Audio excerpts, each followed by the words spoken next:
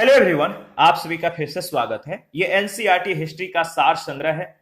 हम लोग modern history को डिस्कस करें, जिसमें आज का टॉपिक है ब्रिटिश प्रभुसत्ता की स्थापना, अध्याय 37। सबसे पहले विषय विस्तार के बारे में डिस्कस कर लेते हैं। यानी इस टॉपिक के अंतर्गत किस किस पॉइंट को डिस्कस किया जाएगा।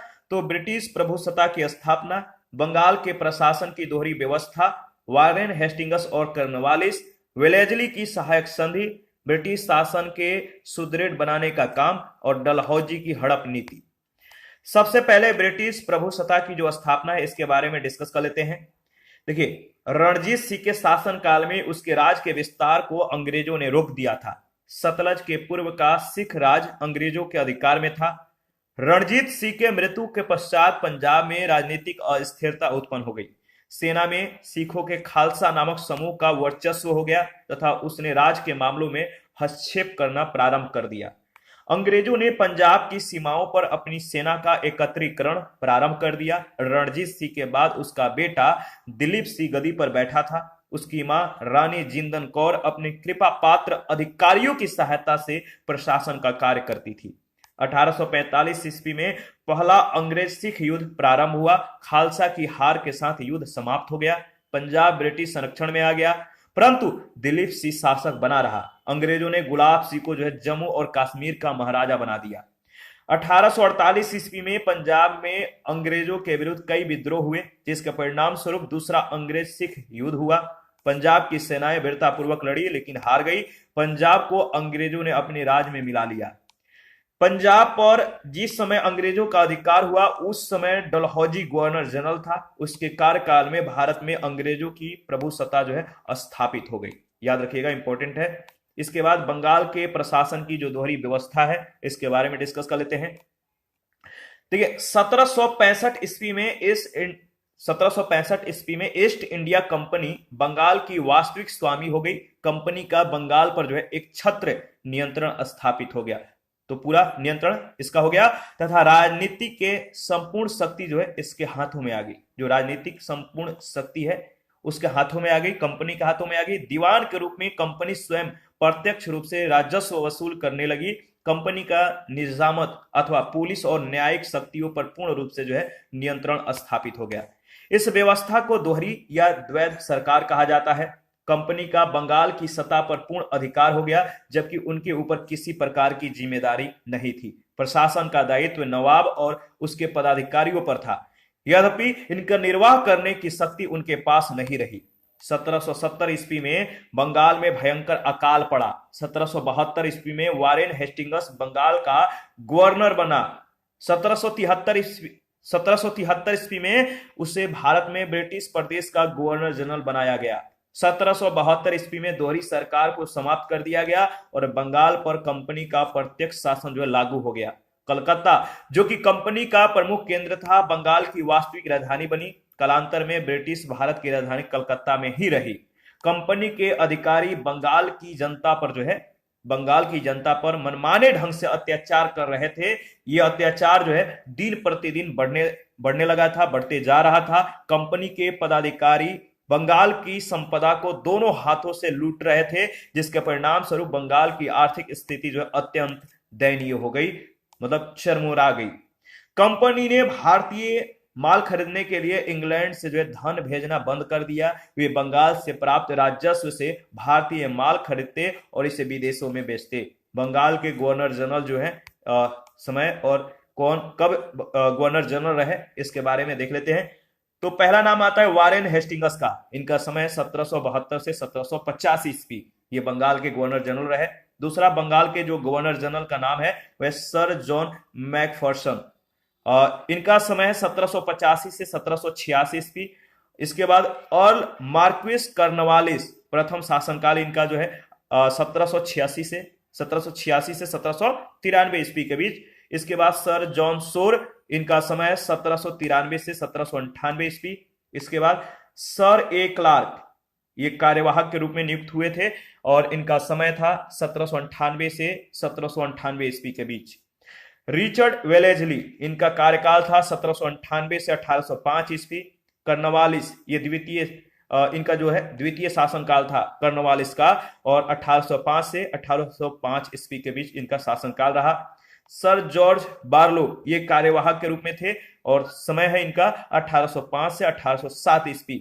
लॉर्ड मिंटो समय है 1807 से 1813। मार्क्विस ऑफ लॉर्ड हेस्टिंगस इनका जो कार्यकाल था 1813 से 1823 ईस्वी के बीच।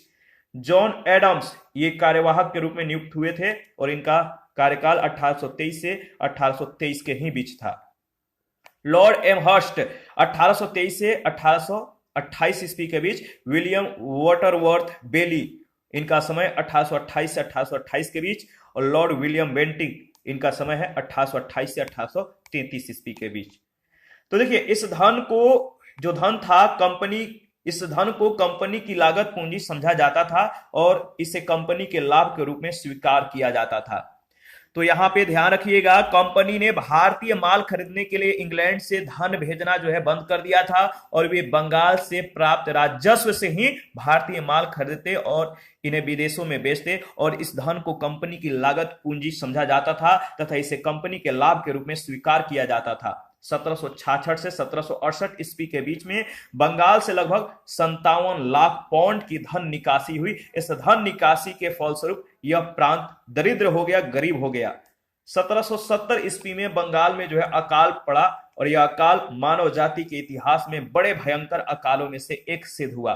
लाखों की संख्या में लोगों की मृत्यु हुई और बंगाल की 1/3 जनसंख्या इस अकाल में जो है समा गई, इस अकाल से प्रभावित हुई। वारेन हेस्टिंगस और कर्नवालिस इनका जो समय 1772 से 1793 ईस्वी। 1772 ईस्वी तक जो है ईस्ट इंडिया कंपनी भारत की एक प्रमुख शक्ति बन चुकी थी। इंग्लैंड में बैठे डायरेक्टर और भारत में इसके अधिकारी बंगाल में जो है अपनी स्थिति को मजबूत बना लेना चाहते थे। 1766 ईस्वी में उन्होंने मैसूर के हैदर अली पर जो मैसूर के हैदर अली थे इन पर आक्रमण हैदर अली पर हुए आक्रमण में हैदराबाद के निजाम का साथ दिया। हैदर अली ने मद्रास काउंसिल को अपनी शर्तों पर शांति की संधि करने के लिए जो है विवश कर दिया। ठीक है, आगे बढ़ते हैं। इसके बाद अगर बात करें तो देखिए 1780 ईस्वी में हैदर अली से एक बार पुनः जो है युद्ध आरंभ हो गया। हैदर अली ने कर्नाटक में आंग्ल सेनाओं को बार बार पराजित किया और उन्हें बड़ी संख्या में आत्मसमर्पण करने पर बाध्य कर दिया। जुलाई 1781 ईस्वी में आयरकोट की कमान में ब्रिटिश सेना ने पोर्टोनोवा में जो है हैदर अली को पराजित करके मद्रास को सुरक्षित कर लिया।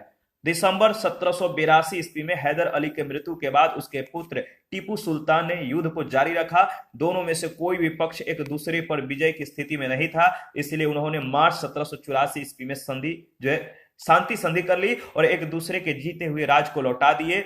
ईस्ट इंडिया कंपनी के अधिकारी टीपू के शत्रु थे, वे उसे दक्षिण में अपना सबसे शक्तिशाली शत्रु समझते थे। टीपू अंग्रेजों से घृणा करता था तथा अपनी स्वाधीनता के लिए सबसे बड़ा खतरा समझकर उन्हें भारत से बाहर खदेड़ने पर प्रतिबद्ध था। अंग्रेज और टीपू सुल्तान के मध्य जो है 1789 ईस्वी में पुनः युद्ध भड़क उठा और अंततः 1792 ईस्वी में टीपू की जो है पराजय हुई। श्रीरंगपट्टनम में हुई संधि के अनुसार टीपू ने अपना आधा राज अंग्रेजों और उसके सहयोगियों को दे दिया और 330 लाख रुपए हर्जाना दिए। ठीक है, 3 करोड़ 30 लाख रुपए हर्जाना दिए। वारेन हेस्टिंगस ने सन 1774 में पोस्ट मास्टर जनरल के अंतर्गत जो है कलकत्ता जनरल पोस्ट ऑफिस की स्थापना की, जीपीओ की स्थापना की।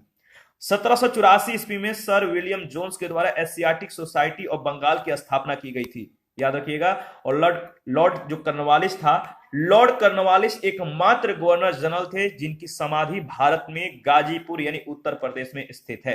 तो लॉर्ड कर्नवालिस का जो समाधि है भारत में किस राज्य के किस जगह पर है, तो उत्तर प्रदेश के गाजीपुर में।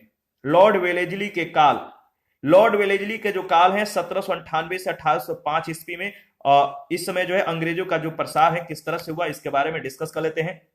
देखिए, भारत में ब्रिटिश शासन का दूसरा बड़ा प्रसार जो है लॉर्ड वेलेजली के काल में हुआ।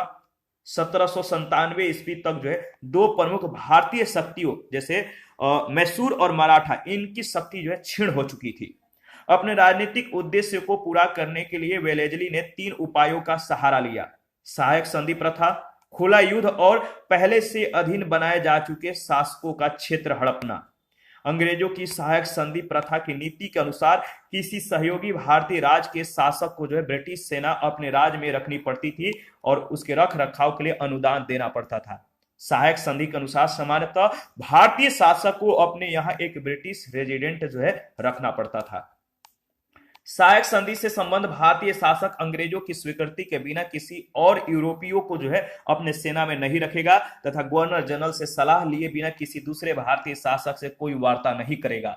इसके बदले अंग्रेज उस शासक की दुश्मनों से जो है रक्षा करने का वचन देते थे और सहयोगी के आंतरिक मामलों में दखल नहीं देने का भी वादा करते थे।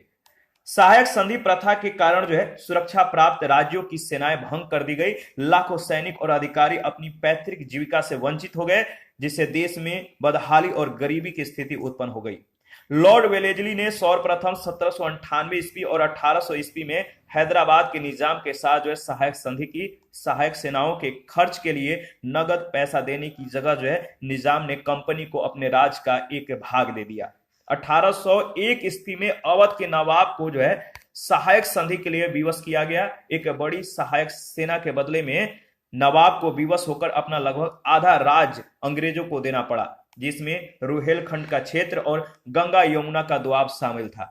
वेलेजली मैसूर, कर्नाटक और सूरत के साथ और भी कड़ाई से जो है पेश आया, परंतु मैसूर का टीपू सुल्तान जो है कभी सहायक संधि के लिए तैयार नहीं हुआ।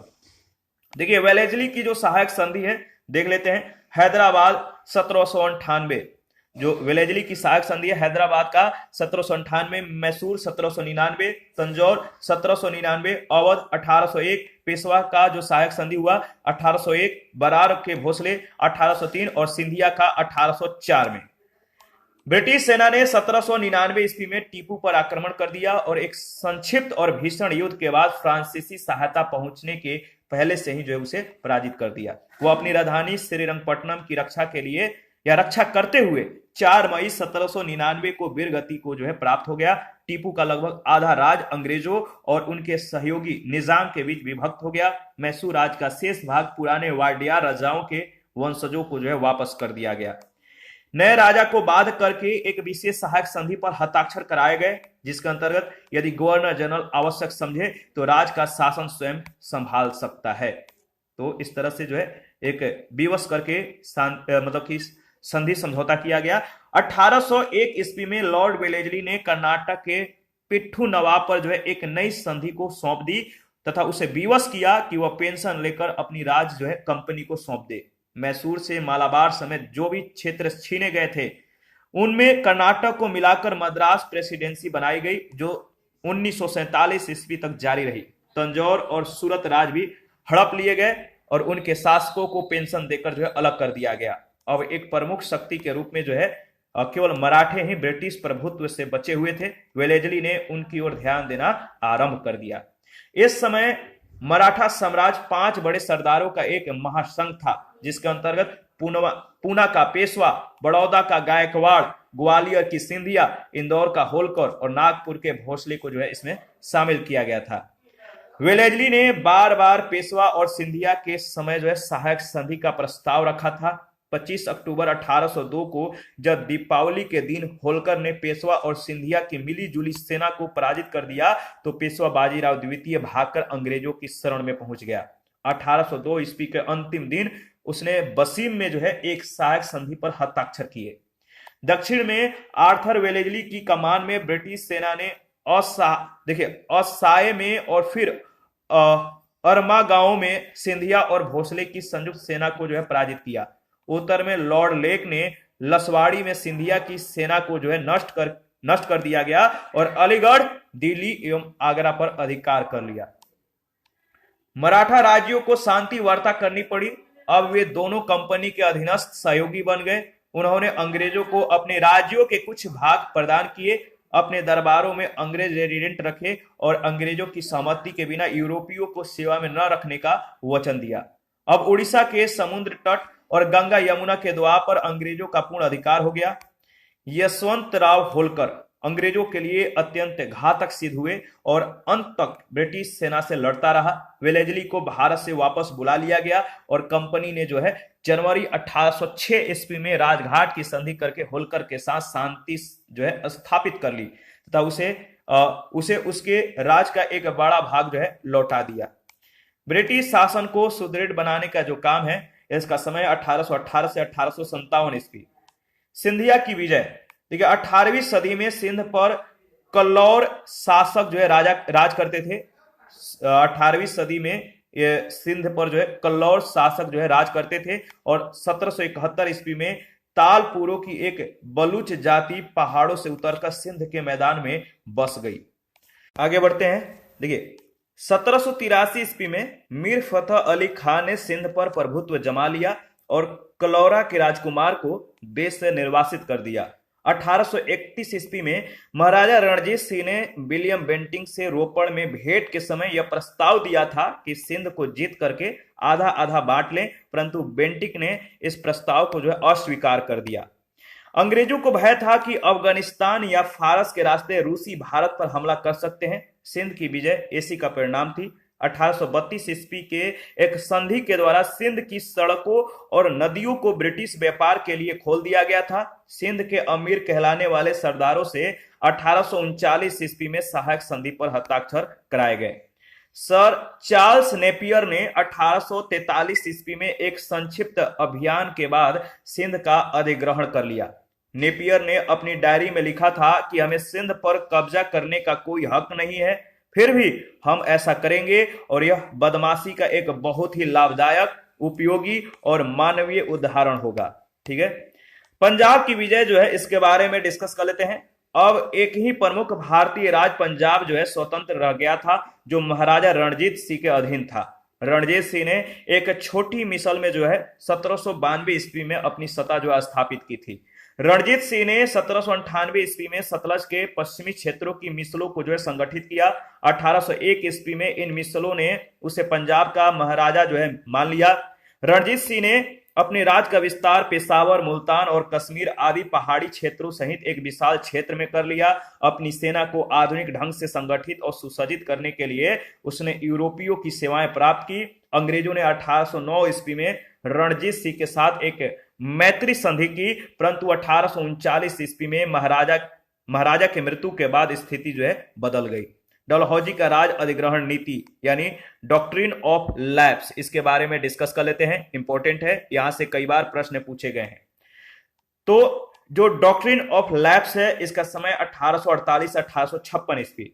लॉर्ड डलहौजी 1848 ईस्वी में गवर्नर जनरल बनकर जो है भारत आया। उसने घोषणा की थी कि भारत के सभी देशी राज्यों का अधिग्रहण अब कुछ ही समय की बात है। ठीक है, इसने क्या घोषणा की कि भारत के सभी देशी राज्यों का जो अधिग्रहण है अब कुछ ही समय की बात है। ठीक है, तो इस तरह से इसने घोषणा की। इसके बाद देखिए डलहौजी जो है बिल्कुल विपरीत प्रकृति का व्यक्ति था, यानी यदि उसे कोई उचित बहाना मिलता तो राज को अंग्रेजी साम्राज्य में विलय कर लेता। उसकी विलय नीति शक्ति पर आधारित और शांतिपूर्ण दोनों प्रकार की थी। डलहौजी की हड़प नीति के बारे में अगर बात करें तो देखिए जो अवध को मतलब कि हड़पा गया था या अवध को विलय नीति में जो शामिल किया गया था, कुशासन के आरोप के कारण पंजाब, पेगू और सिक्किम इसको जो है विलय के अधिकार के द्वारा सतारा, जैतपुर, संबल, बघाट, उदयपुर, झांसी और नागपुर को व्यपगत के सिद्धांत के द्वारा जो है इसको विलय कर लिया गया। तंजौर और कर्नाटक को नवाबों की उपाधियां छीन ली गई। डलहौजी की नीति का उद्देश्य था भारत से ब्रिटिश का या ब्रिटेन का जो है निर्यात बढ़ाना था। लॉर्ड डलहौजी ने अपनी अधिग्रहण की नीति के लिए जिस साधन का सहारा लिया उसे राज विलय का सिद्धांत यानी डॉक्ट्रिन ऑफ लैप्स कहते हैं। राज विलय सिद्धांत के अनुसार यदि किसी सुरक्षा प्राप्त राज्य के शासक बिना एक स्वाभाविक उत्तराधिकारी के हो जाए तो उसका जो राज है उसके दत्तक उत्तराधिकारी होंगे इनको नहीं सौंपा जाएगा, बल्कि क्या किया जाएगा, इसके अतिरिक्त यदि उत्तराधिकारी गोद लेने के विषय में अंग्रेज अधिकारियों की सहमति प्राप्त नहीं होगी तो राज ब्रिटिश राज में मिला लिया जाएगा। समझ में आया। राज विलय सिद्धांत के अनुसार अगर बात करें तो इसमें क्या था, किसी सुरक्षा प्राप्त राज के शासक बिना एक स्वाभाविक उत्तराधिकारी के अगर हो जाता है तो उस राज को जो है उसके दत्तक उत्तराधिकारी को नहीं सौंपा जाएगा, उसके क्रम को जो है यहां पे तोड़ दिया जाएगा। और इसके अतिरिक्त यदि उत्तराधिकारी गोद लेने के विषय में अंग्रेज अधिकारियों की सहमति प्राप्त नहीं करता है तो राज ब्रिटिश राज में मिला लिया जाएगा। गवर्नर जनरल की जो महत्वपूर्ण तथ्य है तो याद रखिएगा, बंगाल का प्रथम गवर्नर थे रॉबर्ट क्लाइव, बंगाल का अंतिम गवर्नर था वारेन हेस्टिंगस, बंगाल का प्रथम गवर्नर जनरल था वारेन हेस्टिंगस, बंगाल का अंतिम गवर्नर जनरल था विलियम बेंटिक। भारत का प्रथम गवर्नर जनरल था विलियम बेंटिक। भारत का अंतिम गवर्नर जनरल लॉर्ड कैनिंग, ठीक है, कंपनी शासन के अंतर्गत था। भारत का प्रथम वायसराय का नाम था लॉर्ड कैनिंग। भारत का अंतिम वायसराय था लॉर्ड माउंटबेटन। स्वतंत्र भारत का प्रथम गवर्नर जनरल था लॉर्ड माउंटबेटन। भारत का प्रथम भारतीय गवर्नर जनरल थे सी राजगोपालचारी और स्वतंत्र भारत का अंतिम गवर्नर जनरल भी सी राजगोपालचारी थे। 1848 ईस्वी में सतारा, 1853 में झांसी और 1854 ईस्वी में नागपुर सहित अनेक राज्यों को इसी सिद्धांत के अनुसार जो है अधिग्रहण कर लिया गया था। नागपुर का विलय करते समय राजा की निजी संपत्ति कंपनी ने ले ली थी। डलहौजी ने भूतपूर्व शासकों के अधिकारों को जो है मान्यता देने और उन्हें पेंशन देने से इनकार कर दिया और इसी क्रम में उसने पेशवा बाजीराव के दत्तक पुत्र नाना साहब की पेंशन रोक दी। कर्नाटक और सूरत के नवाबों और तंजौर के राजा की उपाधियां छीन ली गई। अवध के नवाब के अनेक उत्तराधिकारी थे, इसीलिए उस पर राज विलय का सिद्धांत लागू नहीं किया जा सकता था। लॉर्ड डलहौजी ने अवध की जनता की दशा सुधारने का जो है विचार किया, इस पे जो है सहमति जताया। नवाब वाजिद अली शाह पर आरोप लगाया गया कि उन्होंने अपना शासन ठीक से नहीं चलाया और सुधार लागू करने से इनकार कर दिया है। इसके बाद उनके राज को कुशासन के आरोप में 1856 ईस्वी में हड़प लिया गया। डलहौजी ने पृथक रूप से भारत में प्रथम बार सार्वजनिक निर्माण विभाग की जो है पीडब्ल्यूडी की जो है स्थापना की, याद रखिएगा। 1854 ईस्वी में गंगा नहर को सिंचाई के लिए खोला गया और ग्रैंड ट्रंक रोड की जो है मरम्मत कराई गई।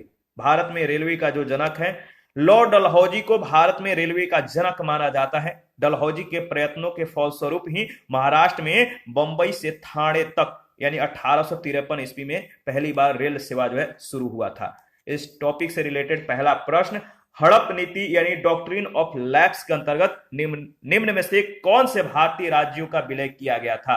तो हड़प नीति के अंतर्गत निम्न में से किस किस भारतीय राज्यों को विलय किया गया था? तो झांसी, नागपुर और सतारा को। सेकंड प्रश्न है, तथाकथित कुशासन के आधार पर किस गवर्नर जनरल ने मैसूर राज्य के प्रशासन को ले लिया था?